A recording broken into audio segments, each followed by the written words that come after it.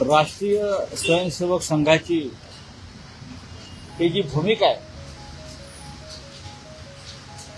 राम मंदिरातल्या सर्व प्रकारच्या चोरी आणि लुटमारी संदर्भात ही चोरांना पाठीशी घालण्याची, मुळात ज्या राम मंदिरासाठी अयोध्येत करसेवकांनी जर संयम पाळला असता, धैर्य पाळलं असतं, तर राम मंदिर निर्माण झालंच नसतं ना. संयमाचा बांध तुटला आणि लोकांनी छातीवरची गोळ्या घेतल्या. करसेवका संयमाचा बांध तुटला आणि लोक त्या घुमटावर चढून त्यांनी तो ढाचा उद्ध्वस्त केला आणि त्यातून पुढे राम मंदिर उभं राहिलं. मग संयम पाळा असं तेव्हा का नाही सांगितलं? संयम पाळा, धैर्य पाळा, आपण कायदेशीर मार्गाने लढा देऊन राम मंदिर उभं करू, हे तेव्हा आपण का सांगितलं नाही? तेव्हा साधारण 1000 करसेवकांचे बळी गेले, औतात्म्य पत्करले. त्यानंतर मुंबई सारख्या शहरामध्ये ज्या दंगली घडल्या, त्याच्यामध्ये 650 शिवसैनिकांच्या प्राणांची आहुती गेली हिंदूंच्या. त्यात बीजेपी नव्हती. प्राणांची आहुती जी देण्यात आली त्यात बीजेपी नव्हती, त्यात संघ नव्हता, त्याच्यामध्ये शिवसैनिक. त्यानंतर बॉम्बस्फोट घडले त्याच प्रकरणात, त्यातही मोठ्या प्रमाणामध्ये हिंदू मेले, मराठी माणसं मेली. संयमाच्या गोष्टी आता सर्व काही तयार झाल्यावर आपण करतो, पण बलिदान आणि त्याग या मुंबई आणि महाराष्ट्रामध्ये आम्ही केला, तुम्ही नाही, हे मला त्यांना सांगावंसं वाटतं. मुळात कारवाई होईल हो, सरकार तुमचंच आहे, पण कारवाई होताना दिसत नाही. एखाद्या गुन्ह्यात जेव्हा 5 पेक्षा किंवा 5 लोक सहभागी असतात तेव्हा तो चोरी नसते, तो दरोडा असतो. इथे 5 पेक्षा जास्त लोक आहेत, त्याच्यामुळे राम मंदिरावर दरोडा पडला. आणि हे एखाद दुसऱ्या माणसाचं काम नाही. कारवाई संपूर्ण जो राम मंदिरचा ट्रस्ट आहे त्यांच्यावर व्हायला पाहिजे. ते कर्तव्यास मुकलेले आहेत, ते कर्तव्यास चुकलेले आहेत. शिवसेनेनं आंदोलनाची घोषणा केल्यावर काल शिवसेना पक्षप्रमुख उद्धव ठाकरे यांनी राम मंदिरातल्या लुटीविरोधात आंदोलनाची घोषणा केल्यावर राष्ट्रीय स्वयंसेवक संघानं ताबडतोब पुढे येऊन एक आपली भूमिका मांडली. आधी का नाही मांडली? कारण त्यांना माहित आहे हे आंदोलन महाराष्ट्रात जर ठिणगी पडली तर त्याचा बनवा पेटल्याशिवाय राहणार नाही. मुळात राम मंदिर ट्रस्ट बरखास्त व्हायला पाहिजे पूर्णपणे, आणि त्याच्यामध्ये एकपक्षीय ट्रस्ट नको. हा भाजपचा ट्रस्ट झालेला आहे, त्याच्यामध्ये इतर कोणी नाहीये, सगळे चोर एकत्र आणलेले आहे. राष्ट्रीय स्वयंसेवक संघानं भाजपच्या बाजूने बोलू नये, त्यानं राम भक्तांच्या बाजूने बोलावं. दुर्दैवानं ते भारतीय जनता पक्षाची कातडी वाचवण्यासाठी स्वतःची ढाल देत आहेत. शिवसेनेचं आंदोलन उद्या आहे, उद्या सुरू होत आहे. मुंबईमध्ये त्याची सुरुवात आहे, महाराष्ट्रामध्ये आंदोलन पसरणार आणि त्यानंतर देशभरामध्ये सुद्धा या आंदोलनाला सुरुवात होऊ शकते. तुम्हाला माहिती आहे का काय काय झालंय अयोध्येमध्ये? फक्त देणग्यांवर डल्ला नाहीये 550 कोटीच्या. प्रभू श्रीरामाची सर्व आभूषणं चोरीला गेली, प्रभू श्रीरामाचा मुकुट चोरीला गेलेला, प्रभू श्रीरामाच्या गळ्यातला कंठातला हार चोरीला गेलेला,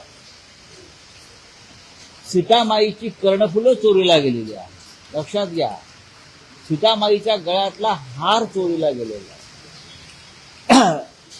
ज्यांना आम्ही रामाच्या पादुका म्हणत होतो तिथे त्या भरतानं 14 वर्ष सांभाळल्या त्या रामाच्या पादुकाही चोरीला गेलेल्या आहेत आणि तुम्ही म्हणताय की संयम आणि धैर्य पाळा.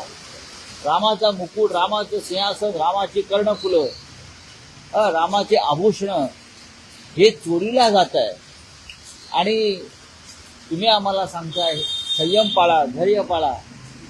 आप संयम की बांध टूट गया है, अब नहीं संयम हो सकता. कल से हमारा आंदोलन शुरू होगा और ये कोई पॉलिटिकल आंदोलन नहीं है. उद्धव ठाकरे जी ने देश के पूरे हिंदुओं का आह्वान किया, चाहे वो किसी भी पार्टी में हो, चाहे कांग्रेस हो, चाहे राष्ट्रवादी कांग्रेस हो, चाहे कम्युनिस्ट हो. जिनको लगता है कि राम हमारा है, राम से हमारा कोई रिश्ता है, वो सभी ने इस आंदोलन में सहभागी होना चाहिए. मुझे लगता है कांग्रेस पार्टी ने उत्तर प्रदेश में आंदोलन शुरू किया, आम आदमी पार्टी ने भी शुरू किया. महाराष्ट्र में ये सब लोग आने वाले दिनों में एक बड़े मंच पर आ सकते हैं. राम मंदिर दानपेटी उपहार प्रकरणी 2 घटना महत्वाच्या दिसत आहेत. ज्या बजरंग दलाचे नेते विनय कटियार असं म्हणतं आहे की पंतप्रधानांनी त्यांना मध्यरात्री फोन केला होता. संपूर्ण मध्यरात्री ते त्यांच्याकडून बरोबर आहे त्यांचं विनय. आणि नंबर 2 की RSSचे प्रमुख मोहन भागवत यांना या प्रकरणी प्रतिक्रिया विचारली असता त्यांनी काही बोलण्यास नकार दिला. ते राम राम राम राम करत निघून गेले. विनय कटियार हे राम जन्मभूमी आंदोलनातले एक महत्वाचे त्या काळातले पुढारी होते. जेव्हा पहिली परिसेवा झाली तेव्हा मी तिथे होतो. विनय कटियार आणि मी संपूर्ण अयोध्या तेव्हा पालथी घातली, तुम्हाला मी सांगतो. त्यानंतर माझं लिखाण त्याच्यावर प्रसिद्ध झालेलं आहे. विनय कटियार आणि त्यांचं बजरंग यांचा फार मोठा सहभाग त्यावेळेला होता. पण गेल्या काही काळापासून विनय कटियार यांना सुद्धा अयोध्येतून दूर जावं लागलं, कारण एका विशिष्ट टोळीनं अयोध्येचा ताबा घेतला.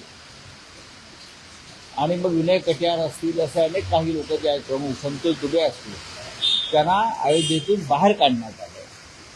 आता हे सगळे लोक परत आलेले आहेत आणि या सगळ्यांनी राम मंदिरातल्या दानपेटीच्या भ्रष्टाचाराविरुद्ध लढाई सुरू केली आहे. प्रधानमंत्री नरेंद्र मोदी यांना विनय कटियार यांच्याशीच बोलावं लागेल. आजही विनय कटियार यांचं अयोध्येमध्ये फार वजन आहे.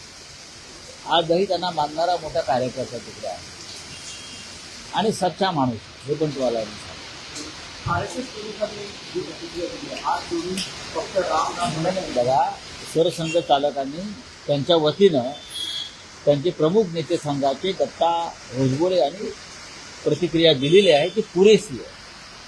पण मी असं पाहिलं की राम मंदिर ट्रस्टचे जे खजिनदार आहेत गोविंदगिरी, त्यांना याविषयी प्रश्न विचारला तेव्हा तेही हात जोडून पळून गेले. आपण लोकांना सामोरं का जात नाही या विषयावर? हजारो लाखो करोडो रामभक्तांची आस्था तुम्ही पायी तुडवलेली आहे, त्याची लूट झालेली आहे आणि राम मंदिर ट्रस्टचे खजिनदार आणि ट्रस्टी हे भक्तांच्या प्रश्नांना उत्तर देण्याऐवजी पळून जात आहेत. याचा अर्थ दाल में कुछ काला है, फक्त काला नाही आहे, आपली दाल काली आहे.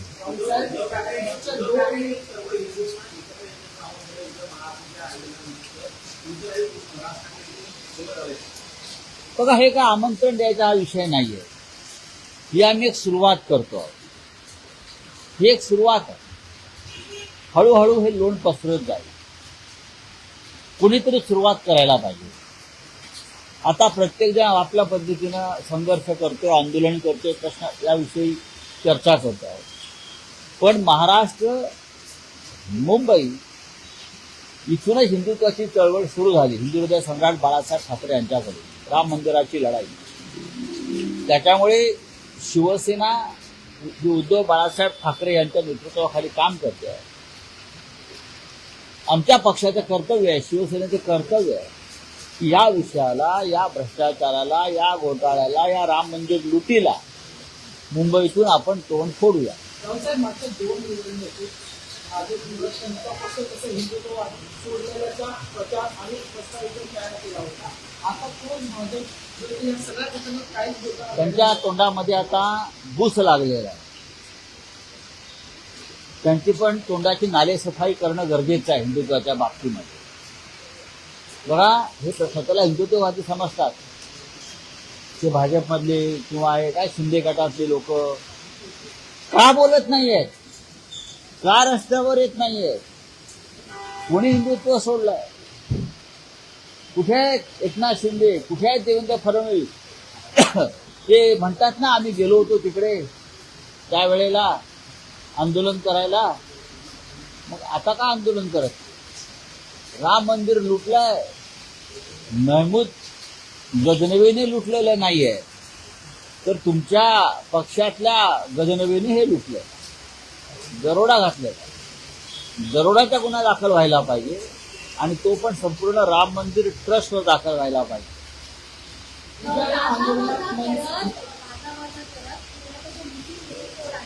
नाही, तर त्याच्यानंतर बोलू.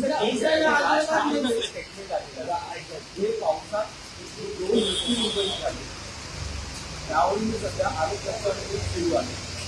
तुम्ही आता ट्विट केलेलं आहे, भाजपचा सुरू चेहऱ्यामध्ये अमित शहा त्याच्या चेहऱ्याने भेटले.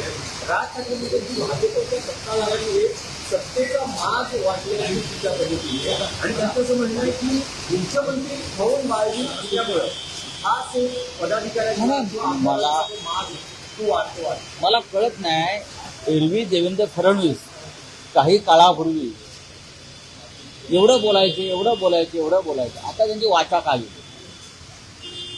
त्यांच्यावर का उपचाराची गरज आहे का? वाचा का गेली आहे? एक उपमुख्यमंत्री आजारी पडले, ते इस्पितळात आहे. एवढ्या दुर्घटना, अपघात, मृत्यू घडतायत त्या महाराष्ट्रात, मुंबईमध्ये गुन्हे घडतायत. ना मुख्यमंत्री बोलत त्याच्यावर, ना डेप्युटी सीएम बोलत. मुख्यमंत्री तोंड कधी उघडलं? ते एवढंच बोलायला उघडलं, जे 6 खासदार फोडले त्याच्यामध्ये माझाही हात आहे.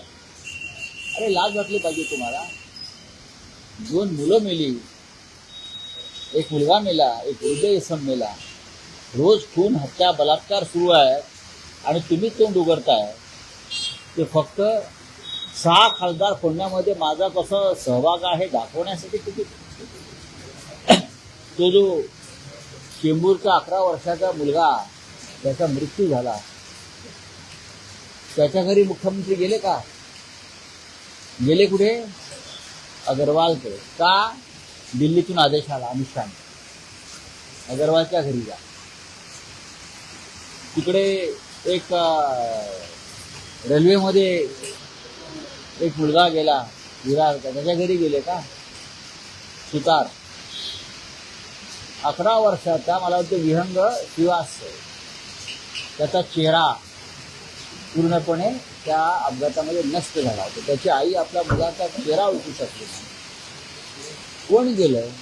डेप्युटी सीएम गेले सांत्वनाला, सीएम गेले. काल त्या भागाचे खासदार अनिल देसाई मी जाऊन आला होते, जे वर्णन करत होते, आमच्या डोळ्यात पाणी आलं. त्या लहान, इतर काही लहान मुलं अजूनही अत्यवस्थ आहेत.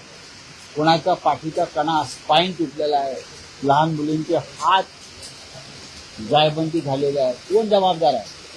सत्ता कोणाची आहे महानगरपालिकेत? हा, जबाबदारी घ्या ना. तुमचा मुंबईचा अध्यक्ष फिरी हसतोय, ही तुमची प्रतिक्रिया? फिरी हसतोय. या मृत्यूनंतर इतका क्रूर चेहरा बीजेपीचा या मुंबईत आणि महाराष्ट्रात आम्ही पाहतो आहोत. देवेंद्र फडणवीस, तुम्ही संवेदनशील आहात ना, हे त्याला समजताय ना. तुमची संवेदनशीलता फक्त आमदार खासदार फोडण्यापुरतीच आहे का? बघा जरा काय चाललंय या राज्यात, या मुंबईत.